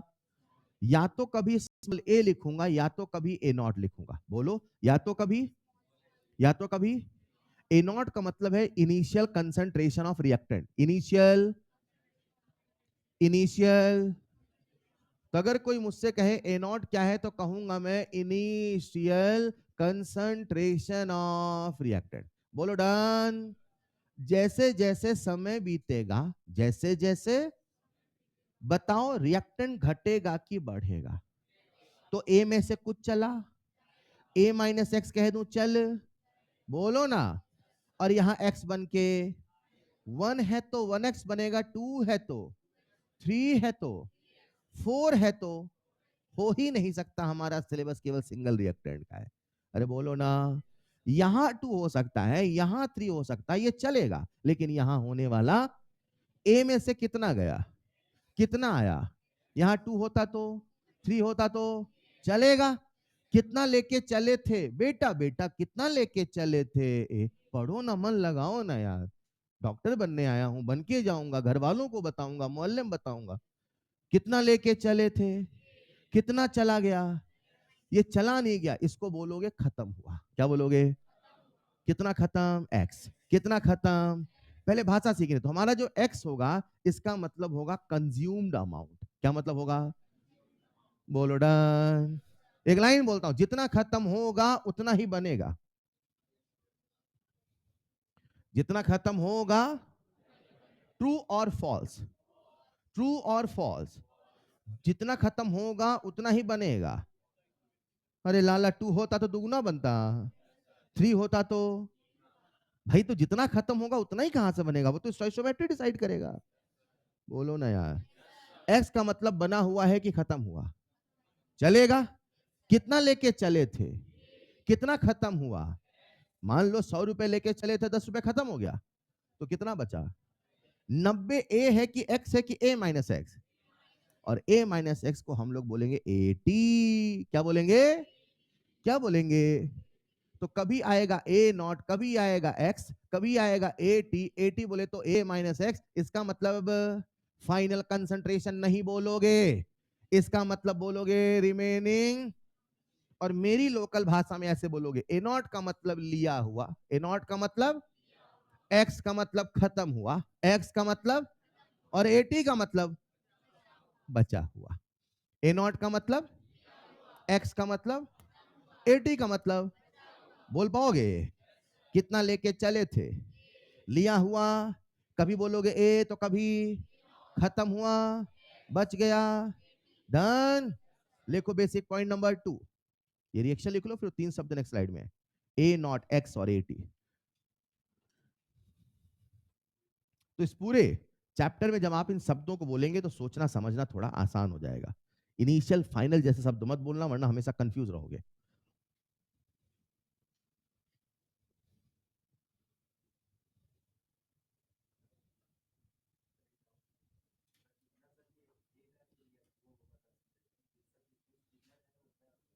अरे यार, मोल कंसर्ट पढ़ के आए हो? रुक जाओ बेटा, इधर आओ। ए से बनना 2b, ए से बनना 2b, बोलो बेटा यस। टी बराबर 0 पे 10, बोलो यस। 10 में से चला गया 4, यहां बनेगा 2 घोड़े 4, 8। गया कितना था, बना कितना है? जितना जाएगा उतना ही बन के आएगा, ऐसा कोई जरूरी? बोलो डन। लिख लो बेटा, लिख लिया? नेक्स्ट पॉइंट उससे लिख लेना, ठीक है? पूछा करो, खूब पूछा करो। ए नॉट ए, तो अपन बोलेंगे लिया हुआ, खत्म हुआ, बचा हुआ। क्या बोलेंगे? खत्म हुआ, बचा हुआ। आप चाहे तो अपनी भाषा में लिख लेना, चलेगा। तो प्यारे बच्चों, ये होगा इस चैप्टर को समझने का बेसिक पॉइंट नंबर 2। मैं बार बार इस चैप्टर में एक तीसरा शब्द बोलूंगा। लिख लिया? हिंदी में लिख लो, लिया हुआ, खत्म हुआ, बचा हुआ। सर आप भी लिखो, मैं हर चीज नहीं लिखूंगा, ये आपको समझना है। नोट्स आप बना रहे हैं अपने अंडरस्टैंड के लिए। अभी मैं आदत डलवा रहा हूं तो बोल रहा हूं हिंदी विंदी। आप अपने वैसा बोलूंगा ये वाला होगा, आपको खुद से लिखना बादल बना के सब करके, तब तो हर चीज मेरी हर बातों को कॉपी में लिख पाओगे। डन। बढ़ू आगे। आ जाओ प्यारे बच्चों, मैंने लिखा टी। क्या लिखा?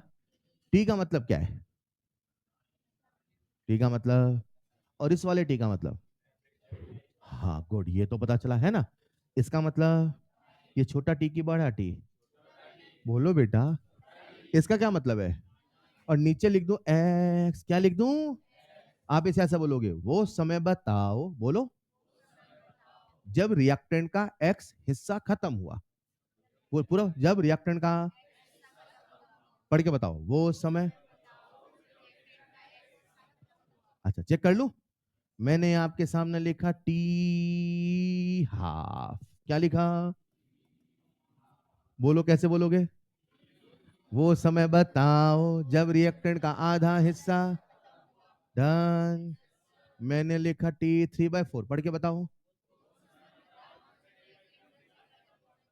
ये हिंदी कहाँ लिखी है? वो समय बताओ कहाँ लिखा है ये अपने से सोचना है। डन। वो समय जब रिएक्टेंट का, चलेगा? चलो T50%, पढ़ के बताओ। जब रिएक्टेंट का 50%, ऐसे बोलूंगा कैलकुलेट T75%। समझ गए? सर हमसे पूछ रहे हैं वो समय बताओ, हम ये छोटा करने लगा विशाल सी, पूरा बोलो ना, जब रिएक्टेंट का 75% खत्म हुआ। डन। रुको जरा, T75% कितना खत्म? एक्स की वैल्यू, एक्स मतलब, भूल गए आधे, फिर से आओ। अरे अभी भूल गए, तभी तो बोल रहा हूं, बोलो। लिया हुआ, खत्म हुआ, बचा हुआ। बोलो बेटा। खत्म हुआ कौन है? एक्स। बचा हुआ कौन है? 80। बचा हुआ कौन है? लिया हुआ कौन है? A0। बोलो ए लिया हुआ, A0 लिया हुआ, खत्म हुआ, बचा हुआ। सब लोग नहीं बोल रहे हो यार, फिर आधों को नहीं, अभी नहीं याद होगा, आधों को अगली बार में याद होगा। घर आके बताना पड़ेगा सबको। फिर से, A0 का मतलब, एक्स का मतलब, 80 का मतलब, 80 का मतलब, एक्स का मतलब, A0 का मतलब। डन। अब मैंने आपके सामने लिखा T25। क्या लिखा? हिंदी पढ़ के बताओ। जब रिएक्टेंट का 25% खत्म हुआ। नहीं बोल पा रहे हो क्या? पूछो एक सवाल। बोलो रिएक्टेंट कितना खत्म? एक्स की वैल्यू बोलो। 100 लेके चले थे तो कितना बचा? अरे 100 में 25 गया, 75 बचाना। 80 की वैल्यू बोलो। एक्स की वैल्यू बोलो। नहीं समझे? ये देख के वो सब भी सोच पाओगे, बोलो हाँ या ना। लिखो जरा नेक्स्ट पॉइंट TX। वहां लिखो वो समय बताओ, वो समय बताओ जब मैं डॉक्टर बन जाऊंगा, है ना? सर आप भी बनोगे? अरे आप यार, वो समय बताओ जब रिएक्टेंट का एक्स फ्रैक्शन या परसेंटेज खत्म हुआ। ठीक है बेटा, आओ आपको थोड़ी मैथ सिखाता हूं। मैं कुछ नंबर, कुछ फ्रैक्शन आपको सिखाऊंगा। एक बार में याद नहीं होंगे, मैंने पहले कहा, धीरे धीरे याद हो जाएंगे। आप बस कोशिश करना, ठीक ना? घबराना नहीं, मैं फटाफट पूछूंगा, आपके दिमाग को थकाने की कोशिश करूंगा। I will try to create situation कि आपका दिमाग उसे परेशान हो तो फिर वो बाद में एक्सेप्ट करे बाद में, ठीक है? बढ़ू आगे। चलो, क्या 3 बेसिक आंसर याद रहेंगे? हम क्या पढ़ रहे हैं? लिया हुआ, खत्म हुआ, बचा हुआ। और बोलेंगे TX, तो वो समय बताओ। डन। चलो सब लोग आ जाओ, बोर्ड में आ जाओ। अब किसी को लिखना नहीं है, सबका ध्यान मुझे कंप्यूटर वाला दिमाग बोर्ड में चाहिए। आओ, आप सबका दिमाग कंप्यूटर है, पता आपको? ऐसा सुना होगा बचपन में, हमारा दिमाग ही कंप्यूटर है। आओ चेक कर लेते, आओ। हम लेके चले 100। क्या लेके चले? लेके चले यानी A0 की वैल्यू। A0 मतलब लिया हुआ, A0 मतलब कितना लेके चले हैं? A0 की वैल्यू, स्मॉल a की वैल्यू, स्मॉल a भी वही है, और डन। चलो साहब, 100 का आधा, वेरी टैलेंटेड। 50 का आधा, 25 का आधा, 12.5, 12.5 का आधा। सोचो, आराम सोच लो, कॉपी पेन में कर लो। 12.6 दूना कैसे करोगे? 5 का आधा, अरे हाँ या ना? 12 का आधा 6, 5 का आधा 25, तो 6 पॉइंट डन। 100 लेके चले थे, क्या बोला सर ने? 50 बचा, ये है बचा हुआ, बचा हुआ, बचा हुआ। 80, 80 डन। 100 लेके चले थे, 50 बचा, बोलो कितना खत्म? 100 लेके चले थे, 25 बचा, कितना खत्म? 100 लेके चले 12.5 बचा। हाँ, कठिन हो गया क्या? कोई दिक्कत, कोई दिक्कत। देखो 100, हाँ हाँ हाँ, मैं बता देता हूं। यहां लिख दो 50, चलेगा? ये है बचा हुआ और ये है, ये है, ये है, ये है, ये है। जो नीचे लिखा बचा हुआ, जो यहां लिख रहा हूं, अब बताओ कितना खत्म? Very good. अब बताओ कितना खत्म? 87.5 डन। अब बताओ कितना खत्म? मैं कर देता हूं 93.75 डन। अब कोई लिखेगा नहीं, अभी जो बोलूंगा बस वो लिखना है, ठीक है? आ जाओ, इसी को खेलते हैं वन में। कहाँ खेल रहे हैं? वन का आधा, आधा, वन का आधा, आधा का आधा, का आधा, का आधा। बोलो डन। नहीं डन। कितना लेके चले थे? बचा हुआ, बचा हुआ, बचा हुआ, बचा हुआ। खत्म हुआ बता दोगे? बोलो कितना खत्म? बोलो कितना खत्म? अब आधा का आधा ना बोलो बेटा, ये तो बचा हुआ है, खत्म हुआ 3/4, हाँ या ना? अरे यस और नो? कितना लेके चले थे? कितना खत्म? कितना बचा? आधा खत्म तो कितना बचा? 3/4 खत्म तो 1/4 बचा है, कितना खत्म? डन। उल्टा भी सोचना है, चलेगा? इधर आओ, कितना बचा? अरे बचा पूछ रहा हूँ यार, सोच के बैठे, यही बोलूंगा। नाम क्या है? मैं यहाँ रहता हूँ। अरे सुन तो लो यार, एक चीज रट ले तो आगे सुनो तो सही सवाल, हाँ या ना? कितना बचा हुआ है? कितना खत्म? आसान है। अच्छा 1/16 बचा है, बोलो कितना खत्म? अब कुछ खेलते हैं, ठीक, रुक जाओ। 15/16 खत्म है, क्या बोला सर ने? तो कितना बचा? अच्छा 1/8 बचा है, तो 7/8। मैं बच्चा बोलू तुम खत्म बोलो, तुम खत्म बोलो मैं बच्चा बोलू, सिंपल है, हाँ या ना? आधा खत्म तो सबसे आसान है, तो है ना, आधा आधा है ना? अब अगला 1/4 बचा है, तो ठीक है, ठीक है, ठीक है। 1/8 बचा है, तो 7/8 बचा है, तो अच्छा एक सोचे, उल्टा नहीं सोच सकते, है ना? 7/8 बचा है तो 1/8 खत्म हुआ ना यार, तब ना टोटल 1 होगा भाई। चलो 1/16 बचा है, तो 16 से कम 15, 15/16 बोलना है। 8 से कम 7, 7/8 बोलना है। अब भी नहीं समझे? चलो 1/16 बचा है, तो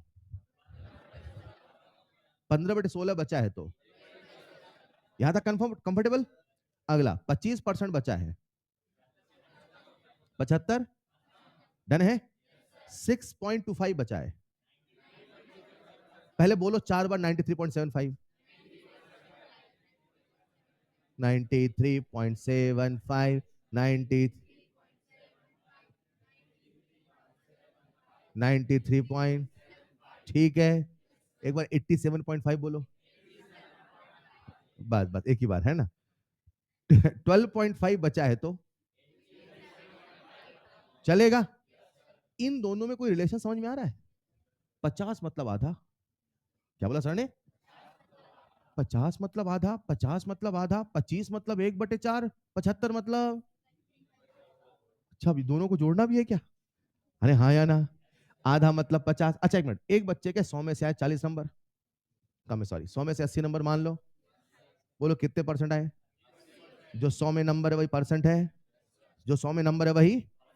100 लेके चले थे, 12.5 बचा है, ऐसा भी तो कह दूं 12.5% बचा है, मतलब 87.5%।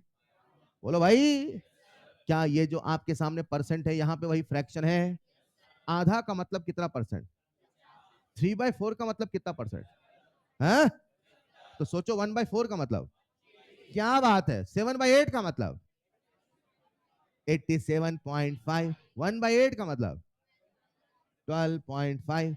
1/16 का मतलब तो 15/16 का मतलब 93 पॉइंट।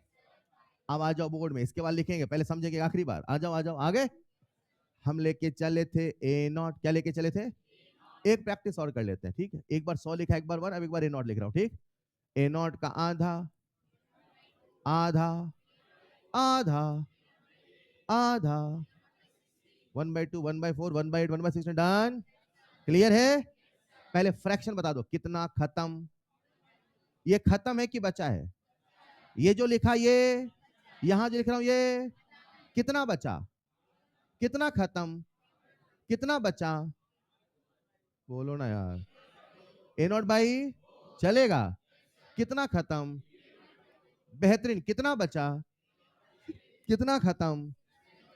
रफ कर रहा हूं है ना? कितना बचा? कितना खत्म? Done done. अब सुनना ध्यान से, क्या सबका ध्यान बोर्ड पे है? यहां लिख रहा हूं मैं ए नॉट। ए नॉट का मतलब आधे अंग्रेजी बोलने लगे। ए नॉट का मतलब एक्स का मतलब एटी का मतलब डन है? क्या मैं ए टू के माइनस एक्स कह दूं? क्या मैं ए नॉट को ए कह दूं? क्या टी एक्स याद है? मैं आपके सामने कुछ परसेंटेज लिख रहा हूं, राइट? यहां लिख रहा हूं एक तरफ फ्रैक्शन, क्या लिखूंगा? और एक तरफ लिखूंगा परसेंटेज। एक तरफ लिखूंगा फ्रैक्शन, एक तरफ लिखूंगा, यहां क्या लिखा? एक्स का मतलब, एटी का मतलब, और एक तरफ लिखूंगा फ्रैक्शन, एक तरफ परसेंटेज। एक तरफ फ्रैक्शन, एक तरफ, एक तरफ, एक तरफ, एक तरफ। बोलो डन। आधा खत्म है, आधा आधा अब यहां हाथ लिख रहा हूं ना, आधा। ये इसका मतलब, इसका मतलब आधा। बस चलेगा। अब परसेंट बोला 50%, तो 50% डन। शानदार। इधर आ जाओ आगे। 3/4 एक्स है, मतलब 3/4, तो 1/4 डन है। 3/4 कितना परसेंट? 75%, तो 25%। बेहतरीन। आगे बढ़ू। 1/8 घुमा दिया तो नहीं बोल पाएंगे, है? 1/8, तो 7/8। बेहतरीन। बोलो कितना परसेंट? 1/8 यार। 1/8 7/8 में वो बड़ा होगा ना भाई, ये तो छोटा होगा यार। बोलो कितना? 12.5%, तो 87.5% डन। आखिरी खेल रहे, खेले? अब बोलो 1/16, तो 15/16 परसेंट खेलो 6.25%, तो आगे बोलो डन।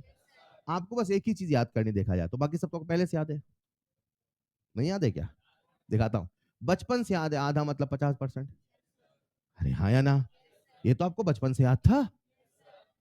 बचपन बीता कि नहीं बीता? खैर, ये बचपन से याद था, बोलो हाँ या ना? अरे ये तो बचपन से याद था। अब आप सब 12वीं पास है कि नहीं है? तो 12वीं तक इतना तो पता चल गया, 3/4 में तो 75 होता है। अरे बोलो, ये कहाँ याद था बचपन से? ये तो 12वीं तक सीख ही लिया। अरे यस और नो? ये क्या लिखा है? 87.5। अरे हाँ या ना? ये तो याद हो गया ना अब यार। 7/8 मतलब 87 पॉइंट। अच्छा 87.5 है तो वो कितना है? 12.5। एक बार माइनस करना चाहते हो क्या? एक बार माइनस करो, आप देखो, एक बार करो, एक बार करो।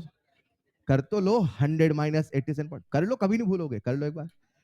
अरे नहीं आएगा, लिखो 100 माइनस 87.5 करो रफ में, मैं चेक करूंगा कॉपी। 100 माइनस, मैं कॉपी चेक करूंगा और पूछूंगा कैसे माइनस किया। 100 माइनस 87.5 करो।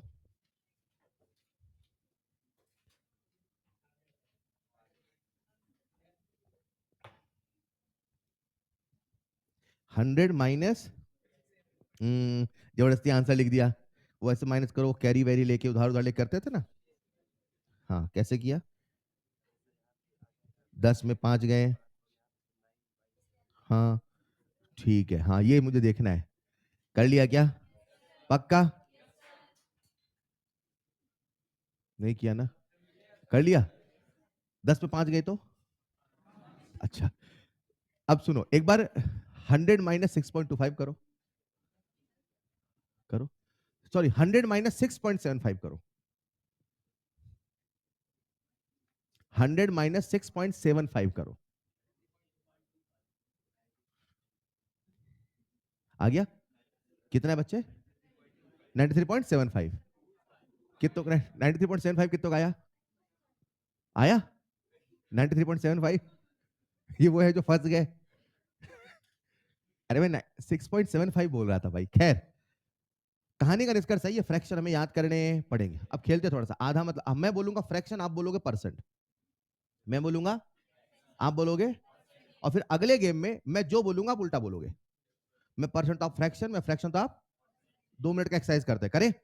चलो मैं बोलूंगा फ्रैक्शन, आप बोलोगे 1/4। पहले कट ही नहीं देना था सर। हाँ 1/4, 7/8, 87 पॉइंट। अच्छा, 15/16 याद करना है। ये करना भी नहीं पड़ता, सवाल ही नहीं आता कई बार, आया ना? याद यहीं तक करना, यस और नो। याद कर लो, अच्छी बात है। 7/8,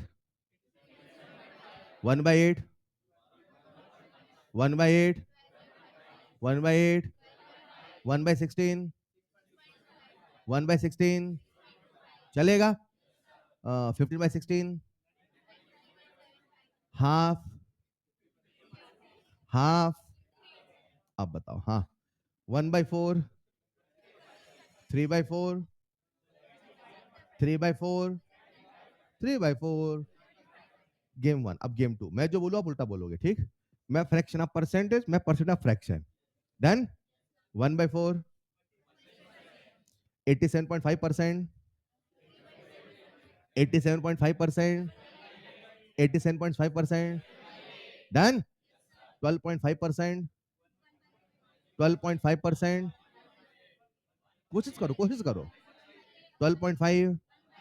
मैंने पहले ही कहा ना, एक बार में नहीं आएगा, पर ये दिमाग की नेसेसिटी है। दिमाग अभी उसका आदी बनेगा, फिर 1-2 लेक्चर में परफेक्ट हो जाएगा, ठीक है? पर आदी हो, कोशिश करो, ट्राई तो करो। गलत ही बोलो लेकिन बोलो, बार बार नहीं। 12.5%, 6.25, 6.25, 93.75। ठीक।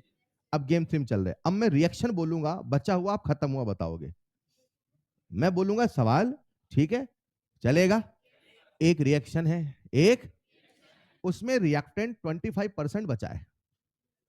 उसमें रिएक्टेंट 25%। बोलो कितना खत्म? क्लियर? एक रिएक्शन है, उसमें रिएक्टेंट का 87.5% खत्म हो गया है, तो कितना बचा है? शानदार। एक रिएक्शन है, उसमें रिएक्टेंट का, थक गए बेटा, मैथ पढ़ा रहे हैं सर, केमिस्ट्री पढ़ाने आए थे, ऐसा तो नहीं बोल रहे हो? एक रिएक्शन है, उसमें रिएक्टेंट का, उसमें 6.25% खत्म हो गया है। डन है? अब मैं यही सवाल बोलूंगा, बस मैं फ्रैक्शन बोलूंगा तो आप परसेंट बोलना, मैं परसेंट बोलूंगा तो फ्रैक्शन बोलना। डन है? एक रिएक्शन है, उसमें रिएक्टेंट का 1/4 खत्म हो गया, तो कितना बचा है? आपको बोलना उल्टा है, मैं फ्रैक्शन बोलूंगा तो परसेंट बोलना है, ठीक? कल क्लियर है? अगला सवाल, एक रिएक्शन है, उसमें रिएक्टेंट का 12.5% बचा है। मैंने परसेंट बोला, आपको फ्रैक्शन बोलना है। 12.5% बचा है, तो बोलो कितना खत्म? 12.5, तो दूसरा नंबर क्या बोलना है? नहीं याद कर पाए? 7/8। यार क्या कर रहे हो? 87.5, हाँ या ना? पक्का? घर जाके लिख लिख कोशिश करोगे? बेल हो गई क्या? तो प्यारे बच्चों, ये मैंने आपको 3-4 ये लिख लो भी, लिखा नहीं लिखा परसेंटेज? इसे लिख लो एक बार। इस पे खेल खेलेंगे नेक्स्ट का, ये एक बार याद हुआ ना, फिर खेल खेलना हो जाएगा आसान।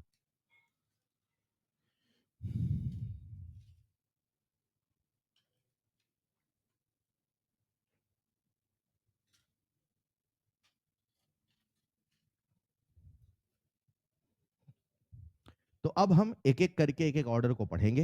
ये नंबर धीरे धीरे याद होते जाएंगे, डोंट वरी, आप एक बार कोशिश करो, क्योंकि इन्हीं का बार बार रिपीटिशन होगा। तो एक बार नहीं होगा, दूसरी बार तीसरी बार में हो जाएगा, है ना।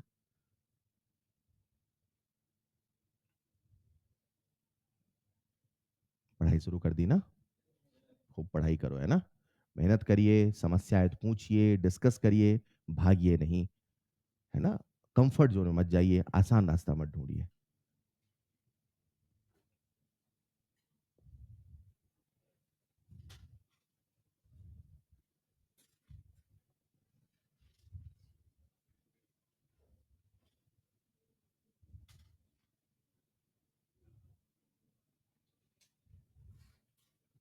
मैंने दो ही चीजें मांगी थी, रेगुलर क्लास और रेगुलर होमवर्क।